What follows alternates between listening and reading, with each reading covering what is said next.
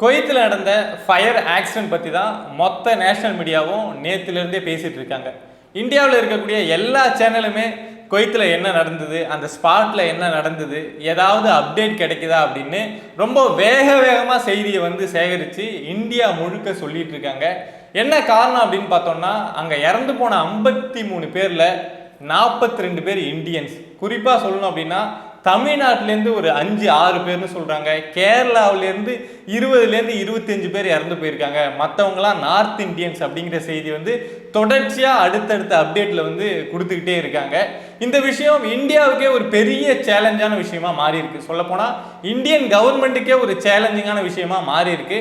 அதை நம்ம நேற்றுலேருந்து நம்ம கவர்மெண்ட் ரியாக்ட் பண்ணுறதுலேருந்தே நம்ம புரிஞ்சிக்க முடியும் எந்த அளவுக்கு இது ஒரு இம்பார்ட்டண்டான விஷயம் அப்படின்னு. ஏன் அப்படின்னா, அங்கே இறந்து போனவங்க எல்லாமே நிறைய பேர் எப்படி இறந்து போயிருக்காங்க அப்படின்னா, உடல் கருகி இறந்து போயிருக்காங்க. சில பேர் அங்கே அந்த தீயில நிறைய கரும்புகை பில்டிங்கே அந்த ஒரு கரும்புகையால் சூழப்பட்டு இறந்து போயிருக்காங்க. அதில் ஆனால் நிறைய பேர் எப்படின்னா தீப்பட்டு தீ காயமாகி அந்த தீயிலேயே ரொம்ப நேரம் கிடந்து இறந்து போயிருக்காங்க. அப்படிங்கிறப்போ அவங்களுடைய உடலை அடையாளம் கண்டுபிடிக்கிறது அப்படிங்கிறது ரொம்ப ஒரு கஷ்டமான விஷயம். இனிமே இவங்கெல்லாம் அடையாளமே கண்டுபிடிக்க முடியாது அப்படிங்கிற மாதிரி நிறைய உடல்கள் அங்கே கிடக்கு.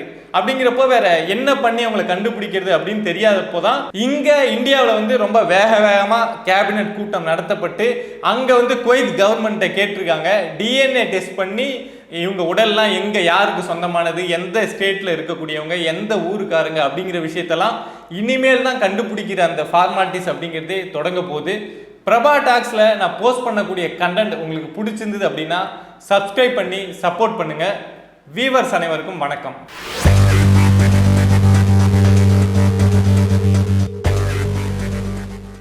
இந்த ஃபயர் ஆக்சிடென்ட் எப்படி நடந்தது அப்படிங்கிறத இது வரைக்குமே கண்டுபிடிக்க முடியல. ஆனால் சில முக்கியமான விஷயங்கள் மட்டும் கொஞ்சம் கொஞ்சமாக, அதாவது டைம் ஆக ஆக சில விஷயங்கள் மட்டும் இது இப்படி நடந்திருக்கலாம், இது இதனால தான் நடந்தது அப்படின்னு நிறைய விஷயங்கள் வெளியாக தொடங்கியிருக்கு. என்ன சொல்கிறாங்க அப்படின்னா, இந்த பங்காப்பில் இருக்கக்கூடிய இந்த அப்பார்ட்மெண்ட்டில் ஃபஸ்ட்டு 6th ஃப்ளோரில் தான் இந்த ஃபயர் அப்படிங்கிறது இனிஷியேட் ஆச்சு அப்படின்னு சில செய்தி நம்ம கேள்விப்பட முடியுது.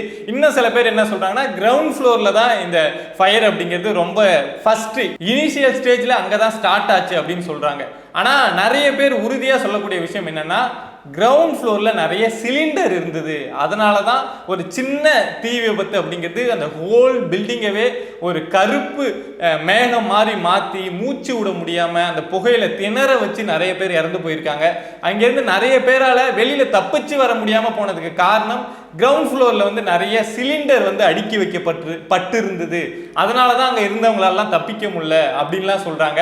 ஆனால் ஒரு விஷயம் என்ன அப்படின்னா, இந்த காரணம் இன்னும் முழுசாக கண்டுபிடிக்க முடியல, எப்படி இந்த ஆக்சிடென்ட் நடந்தது, ஃபயர் ஆக்சிடென்ட் நடந்தது அப்படிங்கிறது. ஆனால் ஒரு விஷயம் என்ன உறுதியாக சொல்கிறாங்க அப்படின்னா, இந்த பில்டிங்கோட ஓனர் யாருன்னு பார்த்தோம்னா நம்ம கேரளாவை சேர்ந்த ஆப்ரஹாம் அப்படிங்கிறவர். அவர் குவைத்தில் ஒரு பெரிய பிஸ்னஸ் மேனாக இருக்கார். இந்த பில்டிங் அவருடைய பில்டிங் தான். நிறைய நாட்டிலேருந்து வரக்கூடிய லேபர்ஸ்லாம் பக்கத்தில் சூப்பர் மார்க்கெட்டு, கன்ஸ்ட்ரக்ஷன் பில்டிங்கில் ஒர்க் பண்ணுறவங்க எல்லாம் இங்கே தங்கியிருக்காங்க.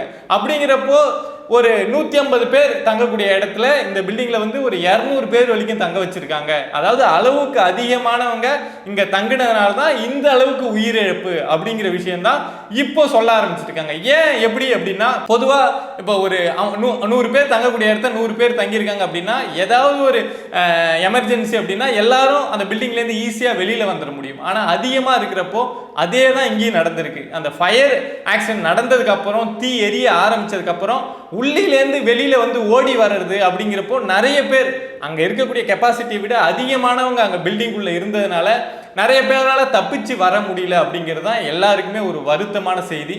இன்னொரு விஷயம் என்னன்னா, அங்கே இருந்தவங்க எல்லாருமே லேபர்ஸ். இங்கேருந்து ஏதோ நாடுகள்ல இருந்து, இந்தியா, பாகிஸ்தான் ஏதோ நாடுகள்ல இருந்து வீட்டை விட்டுட்டு, சொந்தக்காரங்களை விட்டுட்டு, அப்பா அம்மாவை விட்டுட்டு, மனைவியை விட்டுட்டு, குழந்தைங்களை விட்டுட்டு, ஏன் சொல்ல போனால் காதலிகளை விட்டுட்டு போனவங்க கூட இருப்பாங்க. போயிட்டு ஏதோ ஒரு ஆர்வத்தில், ஏதோ ஒரு எதிர்பார்ப்பில் வேலை செஞ்சு சம்பாதிச்சுட்டு திரும்ப சொந்த நாட்டுக்கு வந்துடலாம், திரும்ப எல்லாரையும் பார்த்துடலாம் அப்படின்னு பல கனவுகளோட போனவங்க அங்கே இருப்பாங்க. எல்லாருமே லேபர்ஸ். அங்கே போயிட்டு பக்கத்தில் இருக்கக்கூடிய சூப்பர் மார்க்கெட், கன்ஸ்ட்ரக்ஷன் அப்படின்னு ஒர்க் பண்ணிட்டு இருந்தவங்க. அதில் ஒரு 53 பேர் இன்னைக்கு இறந்து போயிருக்காங்க. இதில் இன்னும் சோகம் தரக்கூடிய விஷயம் என்னன்னா, இறந்து போனவங்கள நிறைய பேர் 20 எல்லாருமே 20லேருந்து 50 வயசுக்குள்ள உள்ளவங்க அப்படின்னு சொல்றாங்க. 20 வயசுல இருக்கக்கூடியவங்களே நிறைய பேர் இருந்திருக்காங்க அப்படின்னு சொல்றாங்க. 20 வயசுல ஒருத்தன் வந்து சொந்த ஊரை விட்டுட்டு அப்பா அம்மாவை விட்டுட்டு அங்க போறான் அப்படின்னா அவனுடைய குடும்ப சூழல் அப்படிங்கிறது எப்படி இருக்கும்? அவ்வளவு கஷ்டமான சூழல்லேருந்து போய் ஒருத்தன் வேலை செய்யறப்போ இதை மாதிரி ஒரு சம்பவம் நடக்குது அப்படின்னா, அதுவும் அவங்க அப்பா அம்மாவுக்கு தெரியாது. அவன் குவைத்தில் இருக்கான் அப்படின்னு தான் தெரியும். அவன் வந்து பங்காப்ல தங்கியிருக்கானா, இந்த அப்பார்ட்மெண்ட்ல தான் தங்கியிருக்கானா அப்படின்னு கூட தெரியாது. தெரியாத சூழல்ல தான் அந்த அவங்களுடைய பதட்டம், அந்த குடும்பத்தோட மனநிலை. இப்போ வந்து நம்ம பையன் இந்த ஃபயர் ஆக்சிடென்ட்ல இருந்தானா, அந்த அப்பார்ட்மெண்ட்ல தான் தங்கியிருந்தானா அப்படின்னு கூட தெரியாம ஒரு அப்பா அம்மா வந்து இங்க பதட்டத்தில் இருக்காங்க அப்படின்னா, இப்போ ஆல்மோஸ்ட் வந்து 1.5 நாள் ஆச்சு இந்த ஆக்சிடென்ட், ஃபயர் ஆக்சிடென்ட் நடந்து. இன்னும் நிறைய பேருக்கு தெரிய வரல இதுல யார் யார் மாட்டியிருக்காங்க மாட்டல அப்படின்னு. கவர்மெண்ட்டை பொறுத்த வரைக்கும் இதில் என்னெல்லாம் ரொம்ப வேகமாக என்ன சப்போர்ட் கொடுக்க முடியுமோ, இந்தியன்ஸுக்கு என்ன சப்போர்ட் கொடுக்க முடியுமோ கொடுத்துக்கிட்டே இருக்காங்க.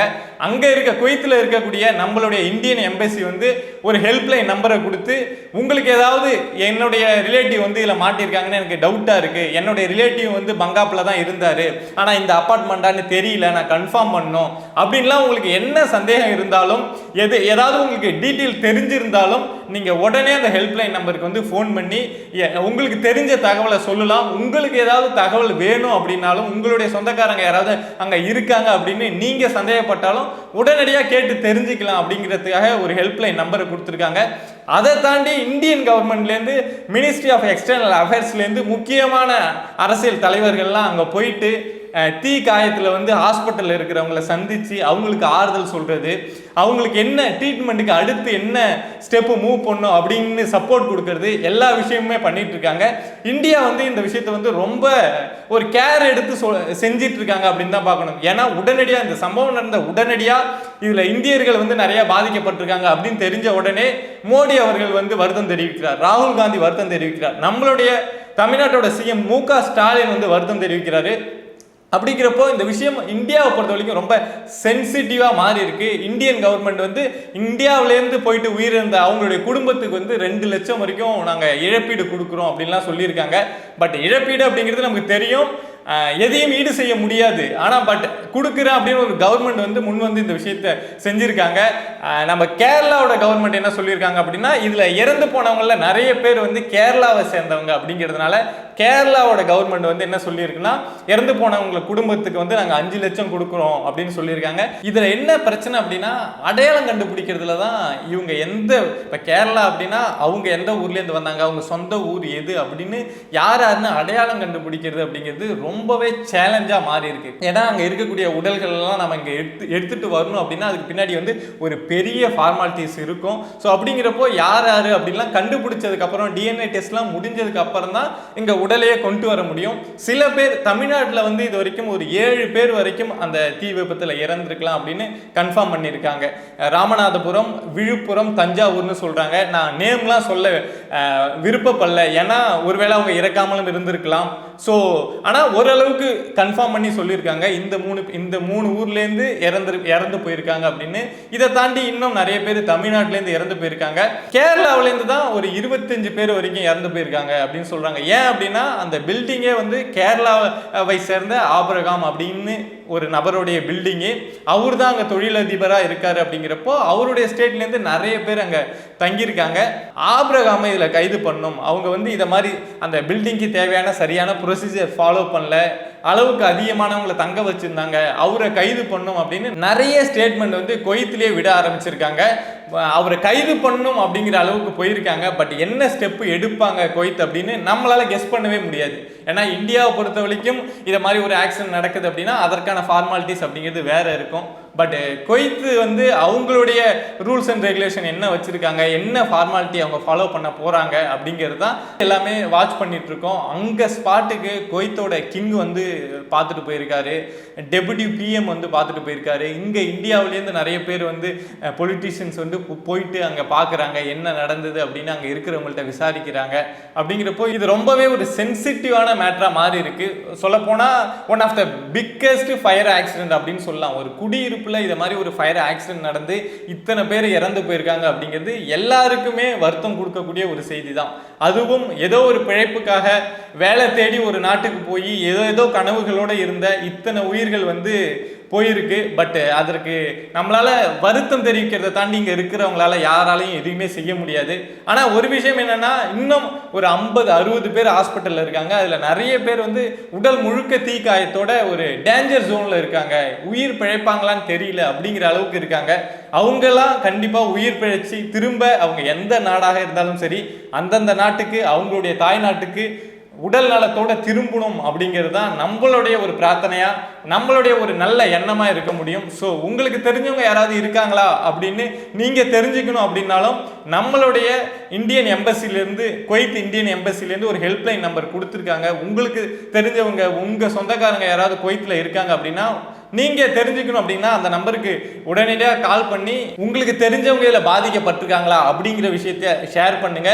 இல்லை உங்களுடைய ரிலேட்டிவ் கூட ஒரு கிராமத்தில் வந்து அவர் குவைத்தில் தான் இருக்காரு அப்படின்னு தெரியும், ஆனால் இதை மாதிரி ஒரு ஃபயர் ஆக்சிடென்ட் நடந்திருக்குன்னு கூட சில அப்பா அம்மாவுக்கு தெரியாது. இந்த விஷயம்லாம் அதை மாதிரி கிராமத்தில் இருக்கக்கூடிய எல்லாருக்கும் போய் சேரணும். ஏன்னா சேர்ந்தாதான் அங்கே யார் யார் இறந்துருக்காங்க அப்படின்னு தெரிய வரும். நிறைய வீட்டில் வந்து குவைத்தில் இருக்காங்க அப்படின்னு நினச்சிட்டு இருப்பாங்க. ஃபயர் ஆக்சிடென்ட் நடந்ததுன்னா எங்கேயோ ஒரு இடத்த நடந்தது அப்படின்னு நினச்சிட்டு இருப்பாங்க.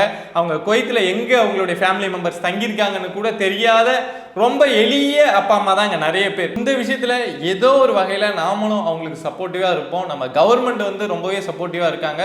ஸோ நாம் நம்ம கிராமத்தில் இல்லை நம்மளுடைய சுற்றி இருக்க கிராமத்தில் யாராவது குவைத்தில் இருந்தாங்க அப்படின்னா அவங்களோட ரிலேட்டிவ்க்கு வந்து இதை மாதிரி ஒரு ஆக்சிடென்ட் நடந்திருக்கு, ஃபயர் ஆக்சிடென்ட் நடந்திருக்கு, நீங்கள் ஃபோன் பண்ணி பேசுங்க, அவங்க நல்லா இருக்காங்களான்னு கேளுங்க அப்படிங்கிற விஷயத்த ஒரு அப்டேட்டை வந்து கொடுங்க. Will see you on next video. Bye viewers.